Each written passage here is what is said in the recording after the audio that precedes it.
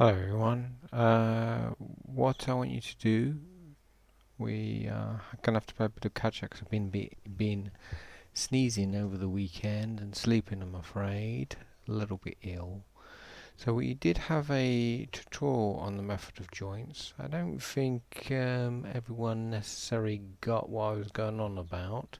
So I am going to ask your tutors to go over a example before you start your session and start working on the problem sheet. So for this week we are going to so if you read through this page here, that's all you really need to know about the method of joints. And then there's two examples here. So there's example A, and it sort of takes you through the book there, and the example A gives you all the details. So that example A is something that you could work through yourself. Okay, so not necessarily, you don't have to necessarily get this done before the lecture, but sometime this week that would be cool. So that's the first one to have a look at, and then there's this second example, example B here. And you can see we start getting some details down here in this region here, and then it starts working through this one here. And what I was going to do is I was going to ask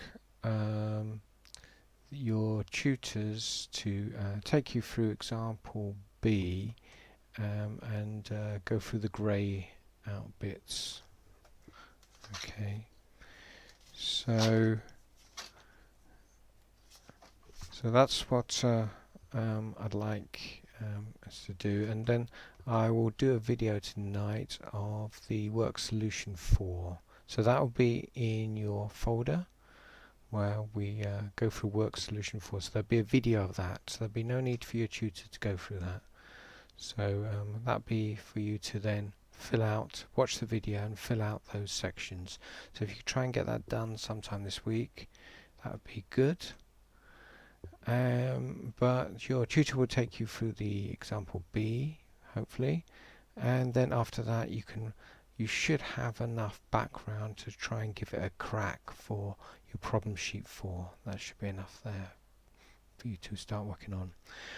Method of joints is actually quite straightforward. You have, technically speaking, done it before, because method of joints is just really imagining that we've got pieces of string and we've got weights hanging off them, and we're looking for the tensions in the pieces of string, and that's what we're really doing with these members. We're looking for the forces inside them. Okay, so the stuff that you did in your primer you can pretty much use here. There's only a few little things which I tried to explain in your previous lecture, which is that these internal forces are always going to be pointing away from a joint, and there's going to be two forces, one pointing away from this joint and another pointing away from this joint.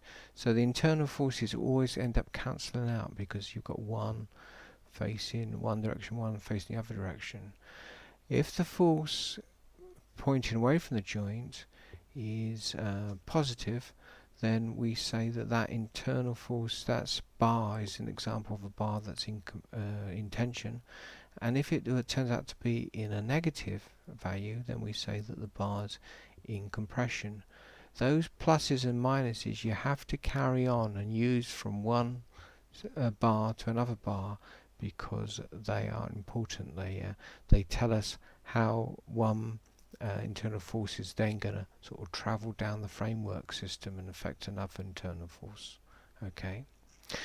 So hopefully your tutor will go over that again tomorrow, and so the penny will drop.